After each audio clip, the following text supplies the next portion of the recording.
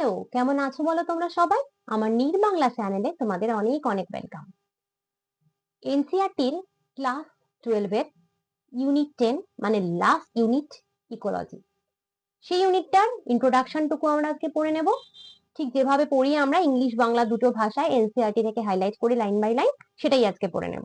আর তুমি যদি আমার চ্যানেলে নতুন হচ্ছ, চ্যানেলটা সাবস্ক্রাইব করতে পারো। ভিডিওগুলো ভালো লাগলে লাইক কমেন্ট শেয়ার করতে একদম ভুলো না। তোমার নিট জার্নিতে আমি কন্টিনিউয়াস তোমার পাশে থাকবো। আর এর সাথে এইটুকু জায়গা থেকে কতটুকু কোয়েশ্চেন হয়, কি কোয়েশ্চেন হয়, সেটাও আমি তোমাদের জন্য নিয়ে এসেছি। তো সবটাই আমরা এখন করে নেব। তো চলো দেখি এনসিইআরটি কি বলছে।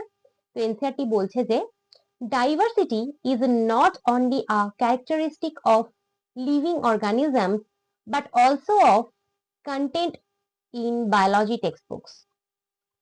আচ্ছা, বৈচিত্র্য শুধুমাত্র সজীব বস্তুর একটি চারিত্রিক বৈশিষ্ট্যই নয়, এটি জীবন বিজ্ঞান পাঠ্যপুস্তকের একটি বিষয়বস্তুও বটে। তো আমরা জানি যে ডাইভার্সিটি বা বৈচিত্র্য আমরা দেখি যে তুমি যদি মানুষ প্রজাতি দেখো, মনুষ্য পপুলেশন দেখো, হিউম্যান পপুলেশন, সেখানেই দেখবে যে কত বৈচিত্র্য, কত ডাইভার্সিটি। এক একটা মানুষ এক এক রকম দেখতে, এক একটা মানুষের এক এক রকম চরিত্র, এক একটা মানুষের এক এক রকমের এভরিথিং এভরিথিং প্রত্যেকটা মানুষের থেকে প্রত্যেকের ডিফারেন্ট। তো এইটা যে তুমি শুধুমাত্র লিভিং অর্গানিজমদের মধ্যেই দেখতে পাচ্ছ, শুধুমাত্র তা কিন্তু নয়, এটা কিন্তু আমাদের বায়োলজি বইয়েরও একটা কন্টেন্ট তো বটেই। তো biology is presented either as botany, zoology and microbiology or as classical and modern. তো জীববিদ্যাকে উদ্ভিদবিদ্যা, প্রাণীবিদ্যা এবং অণুজীববিদ্যা রূপে অথবা তাত্ত্বিক এবং আধুনিক জীববিদ্যা রূপে উপস্থাপন করা হয়েছে। তো আমরা জানি যে বায়োলজিতে আমরা জানি আমরা কি কি পড়ি, বটনি পড়ি, জুলজি পড়ি, মাইক্রোবায়োলজি পড়ি, ফিজিওলজি পড়ি, এগুলো তো পড়ি। তাছাড়াও বায়োলজিকে তুমি দুভাগে ভাগ করতে পারো, একটা ক্লাসিক্যাল, একটা মডার্ন। ক্লাসিক্যাল মানে হচ্ছে যেটা তাত্ত্বিক, আর মডার্ন মানে আধুনিক। তুমি জানো যে ক্লাসিক্যালের মধ্যে কি পড়তে পারে, ক্লাসিক্যালের মধ্যে মেন্ডেলিয়ান জেনেটিক্স পড়তে পারে, আবার মডার্নের মধ্যে কি পড়তে পারে, মডার্নের মধ্যে বায়োটেকনোলজি পড়তে পারে, তাই না? তো বায়োলজির কিন্তু এত রকমের ভাগ বাটোয়ারা রয়েছে। The latter is a euphemism for molecular aspects of biology. শেষোক্তটি জীববিদ্যার আণবিক দৃষ্টিভঙ্গিগত দিক থেকে একটি সরল বহিঃপ্রকাশ। আচ্ছা, এই শেষেরটা বা লেটার মানে কি, মানে মডার্ন যেটা। তো যে মডার্ন বায়োলজি যেটা লাস্ট যেটার কথা বলা হলো, সেটাকে বলা হচ্ছে যে এটা একটা euphemism for molecular aspects of biology. এখানে ইউফেমিজম কথাটার মানে কি? দেখো, ইউফেমিজম কথাটার আক্ষরিক অর্থ যদি তোমাকে আমি বলি, মানে এটার অ্যাকচুয়াল মানে হচ্ছে এরকম যে কোনো কথাকে তুমি কটু কথা রূপে না বলে শ্রুতি মধুর করে বলো। ঠিক আছে? মানে ধরো আমার তোমার উপর খুব রাগ হলো, আমি তোমাকে একটা গালাগালি দিলাম, তো সেটা না করে আমি তোমাকে ভালোভাবে রাগ প্রকাশ করলাম। বুঝাতে পারলাম? বাজে কথা বললাম না, শ্রুতি কটু শব্দ তোমাকে আমি বললাম না, আমি কি করলাম, ভালোভাবে তোমার উপর রাগটা প্রকাশ করলাম অন্যভাবে। এটা হচ্ছে ইউফেমিজম। কিন্তু এখানে যেটা বলতে চেয়েছে এই জায়গাটার মধ্য দিয়ে, এখানে বলতে চেয়েছে যে শেষোক্তটি জীববিদ্যার আণবিক দৃষ্টিভঙ্গিগত দিক থেকে একটি সরল বহিঃপ্রকাশ। মানে এই যে মডার্ন বায়োলজি বা আধুনিক জীববিদ্যা, সেটা হচ্ছে যে মানে সেটা একটা তুমি জানোই যে বায়োটেকনোলজি হচ্ছে একটা মডার্ন বায়োলজি। তো সেটার মাধ্যমে আমরা কি বোঝাতে পারি, সেটার মাধ্যমে আমরা জানি যে মলিকিউলার অ্যাসপেক্ট অফ বায়োলজিকে আমরা তুলে ধরতে পারি। ক্লোনিং করছো তুমি, ক্লোনিং করে তুমি একটা প্রোডাক্ট তৈরি করছো, প্রোটিন তৈরি করছো, নিয়ে সেইটার থেকে তুমি ওষুধ তৈরি করছো, এভাবে তুমি সেই ওষুধটা আলটিমেটলি বিক্রি করছো, করে তুমি সমাজে সবার উপকার করছো। তাহলে এটা মলিকিউলার অ্যাসপেক্ট অফ বায়োলজি নিয়ে তুমি কাজ করছো হচ্ছে মডার্ন বায়োলজিতে।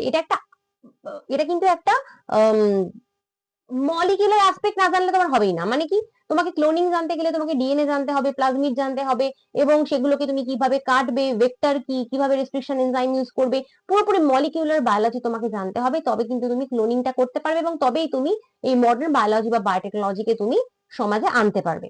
তো luckily we have many traits which weave the different areas of biological information into a unifying principle. সৌভাগ্যক্রমে আমাদের হাতে অনেক তথ্যসূত্র রয়েছে যার দ্বারা জীববিদ্যার এতগুলো অধ্যায়কে এক সূত্রে গাঁথতে পারি এবং একটি একক নীতিতে উপনীত হতে পারি। হ্যাঁ, সেটা তো বটেই। আমরা জানি যে বায়োলজির প্রচুর প্রচুর প্রচুর এরিয়া রয়েছে। মানে আমি যদি তোমাকে এখন বলতে পারি যে কত রকমের বায়োলজি আছে, সে বটানি বলো, জুওলজি বলো, ফিজিওলজি বলো, জেনেটিক্স বলো, মলিকিউলার বায়োলজি বলো, ইকোলজি বলো, মাইক্রোবায়োলজি বলো, বায়োকেমিস্ট্রি বলো, মানে আরো আরো আরো প্রচুর ফিল্ড আছে। আমি এখন বলতে বসলে 5 মিনিট শুধু বায়োলজির বিভিন্ন ফিল্ডের কথাই আমাকে বলে যেতে হবে। কিন্তু সেই সমস্ত হলেও আলটিমেটলি বায়োলজিতে কিন্তু একটা ইউনিফাইং প্রিন্সিপাল আমরা গাঁথতে পারি, মানে একটা একক সূত্রে কিন্তু আমরা গাঁথতে পারি, যতই ডাইভার্সিটি থাকুক না কেন। Ecology is one such thread which gives us a holistic perspective of biology.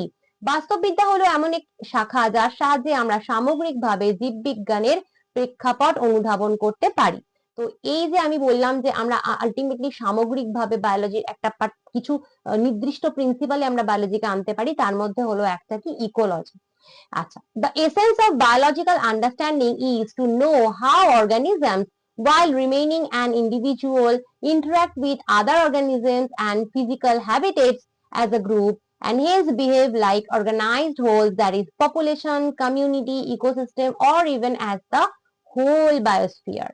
জীববিদ্যা বোঝার ক্ষেত্রে সারমর্ম হলো এই যে সজীব বস্তুরা যদিও একটি একক জীব রূপে থাকে, তবুও কিভাবে এরা অন্য জীবসমূহ এবং প্রাকৃতিক পরিবেশের সাথে একটি গোষ্ঠী হিসেবে আন্তঃক্রিয়া করে এবং একটি সংগঠিত গোষ্ঠীর মতো আচরণ করে, অর্থাৎ জীব সংখ্যা বা পপুলেশন, জীব সম্প্রদায়, বাস্তুতন্ত্র এবং এমনকি সম্পূর্ণ জীবমণ্ডল বা বায়োস্ফিয়ার রূপে কিভাবে আন্তঃক্রিয়া করে তা জানা যায়। তো ইকোলজির মাধ্যমে তুমি জানো, তুমি যে এটাই জানতে পারো যে ধরো তুমি একটা ইন্ডিভিজুয়াল জীব মানুষ, আমি একটা ইন্ডিভিজুয়াল মানুষ, কিন্তু আমরা কি করি, আমরা কি একা একা পাগলের মতন থাকি? তা তো না।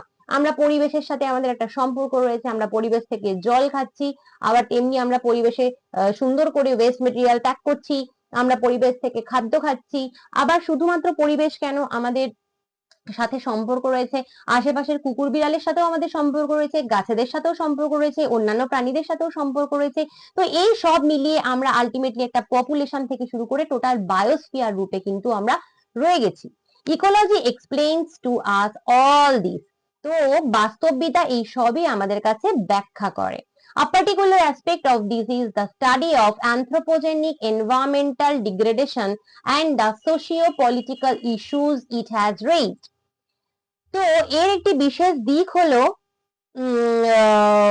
নৃতাত্ত্বিক পরিবেশগত অবক্ষয় এবং এর ফলে উত্থাপিত সামাজিক রাজনৈতিক বিষয়বস্তুর অধ্যয়ন। তো তুমি জানো যে এর ফলে কি হয়, এই যে ইকোলজির ঠেলায় আরেকটা জিনিসও হয় যে অ্যানথ্রোপোজেনিক মানে কি, নৃতাত্ত্বিক মানে যেগুলো আর্টিফিশিয়ালি আমরা তৈরি করি, এটার মানে আর্টিফিশিয়ালি যা আমরা তৈরি করি, কৃত্রিম ভাবে তৈরি করি। তো সেই সমস্ত করতে গিয়ে আমরা পরিবেশের অবক্ষয় করছি। তুমি যত বাড়ি তৈরি করবে, যত উঁচু উঁচু ফ্ল্যাট, যত উঁচু উঁচু তুমি মডার্ন মল তৈরি করবে, তত পরিবেশের ক্ষতি হবে। তো এইগুলো যে করি আমরা, তার ফলে একটা সামাজিক রাজনৈতিক একটা টানাপোড়েন চলে। রাজনৈতিক যারা পলিটিশিয়ান রয়েছে তারা বলছে অমুক সরকারের আমলে পরিবেশের ক্ষয় হচ্ছে, আবার অমুক সরকার বলছে অমুক রাজনৈতিক দলের জন্য পরিবেশের ক্ষয় হচ্ছে। সামাজিক মানে আমরা সামাজিক মানুষ, আমরাও বসে বসে ঘরের মধ্যে চর্চা করছি, এই দেখো এত ইন্ডাস্ট্রি হচ্ছে, তার ফলে কি হচ্ছে, তার ফলে কিন্তু আমাদের পরিবেশের ক্ষতি হচ্ছে। আবার একদল মানুষ বলবে আরে ভাই ইন্ডাস্ট্রি না হলে চাকরি কোথায়। তো এইরকম সামাজিক রাজনৈতিক বিষয়বস্তুর কিন্তু একটা উত্থাপন কিন্তু হয়, যেটাকে আমরা বলি সোশিও পলিটিক্যাল ইস্যু কিন্তু রেজ হয় এই সমস্ত এনভায়রনমেন্টাল ডিগ্রেডেশনের ফলে। The unit describes as well as takes a critical view of the above aspects. আচ্ছা, এই এককটিতে উপরোক্ত বিষয়গুলোর কেবলমাত্র বর্ণনাই করা হয় না, পাশাপাশি এগুলো পুঙ্খানুপুঙ্খভাবে মূল্যায়নও করা হয়। তো এই যে ইকোলজি যে তোমরা পড়বে, তো সেখানে তুমি এই সমস্ত বিষয়গুলো তো জানতে পারবেই এবং পুঙ্খানুপুঙ্খভাবে সেগুলো অ্যানালাইজ করা হবে, মূল্যায়ন করা হবে। এইটুকু ইন্ট্রোডাকশন রয়েছে। এবার আমরা দেখবো এর সাথে কোয়েশ্চেন আমি কিনেছি, এর থেকে আমি একটাই কোয়েশ্চেন এনেছি, স্টেটমেন্ট বেসড কোয়েশ্চেন। এরকম ধরনের প্রশ্নই কিন্তু তোমাদের নিচে আসবে। যারা ইউটিউব বা অন্য কোথাও থেকে দেখছো এটা স্ক্রিনশট নিতে পারো, যারা আমার পেইড ব্যাচে পড়ো তোমাদেরকে আমি এটা স্ক্রিনশট মানে পিডিএফ দিয়ে দেবো। তো প্রথম স্টেটমেন্ট দেখো, biology is presented either as botany, zoology and microbiology or as classical and modern. জীববিদ্যাকে উদ্ভিদবিদ্যা, প্রাণীবিদ্যা, অণুজীববিদ্যা রূপে অথবা তাত্ত্বিক ও আধুনিক জীববিদ্যা রূপে উপস্থাপন করা হয়েছে। ঠিক না ভুল? ঠিক, কোনো ভুল নেই এর। Statement 2 বলছে the essence of biological understanding is to know how organisms while remaining an individual interact with other organisms and physical habitats as a group.